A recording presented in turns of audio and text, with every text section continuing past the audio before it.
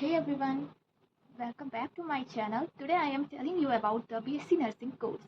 I am a personal touch about this course because मैं खुद ये कोर्स कर रही हूँ. सबसे पहले जान लेते हैं BSc नर्सिंग कोर्स का फुल फॉर्म. इसका मतलब होता है bachelor of sciences in nursing. ये एक यूजी कोर्स है, मतलब कि एक अंडर ग्रेजुएट कोर्स है. Today we will know about this course. What is BSc nursing क्या है, इसकी एलिजिबिलिटी क्या है और इस कोर्स को हम कैसे कर सकते हैं. चलिए वीडियो को शुरू करते हैं. मैं आपको बता दूं, BSc नर्सिंग एक डिग्री होती है जिस कोर्स को करने के बाद हम as a health care worker work कर सकते हैं, एज अ नर्स किसी भी हॉस्पिटल में वर्क कर सकते हैं. बात कर लेते हैं इसकी एलिजिबिलिटी की. BSc नर्सिंग कोर्स करने के लिए आपको इंटर पास आउट होना ज़रूरी है, वो भी फिजिक्स, केमिस्ट्री एंड बायो से. One thing I tell you that inter में आपकी 45% से ऊपर ही होने चाहिए, तभी आप इस कोर्स को करने के लिए एलिजिबल होंगे.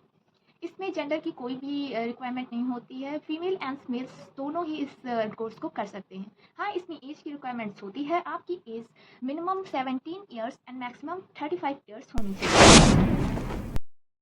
BSc नर्सिंग कोर्स करने के लिए एक एंट्रेंस एग्ज़ाम होता है. वो एंट्रेंस एग्ज़ाम ABVMU के द्वारा होता है, या फिर कई यूनिवर्सिटी इसका प्राइवेट एग्ज़ाम भी लेती हैं.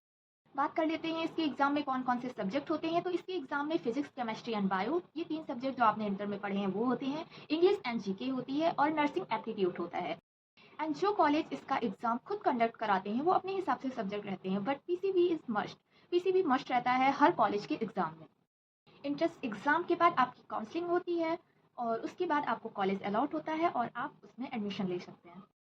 एक खास बात का ध्यान रखना है आपको एडमिशन लेते टाइम, कि आप जिस भी कॉलेज में एडमिशन ले रहे हैं उस कॉलेज का रजिस्ट्रेशन आईएनसी से हो. आईएनसी इंडियन नर्सिंग काउंसिलिंग होती है. इसका अगर किसी कॉलेज से रजिस्ट्रेशन नहीं होगा तो आप किसी भी जॉब के लिए एलिजिबल नहीं होंगे. एग्जाम का मीडियम इंग्लिश रहता है, हिंदी का कोई भी चांस नहीं है. पूरा ही पेपर इंग्लिश में ही आता है. कई जगह ऑनलाइन होता है पेपर, लेकिन जो ABVMU के द्वारा होता है वो पेपर ऑफलाइन होता है.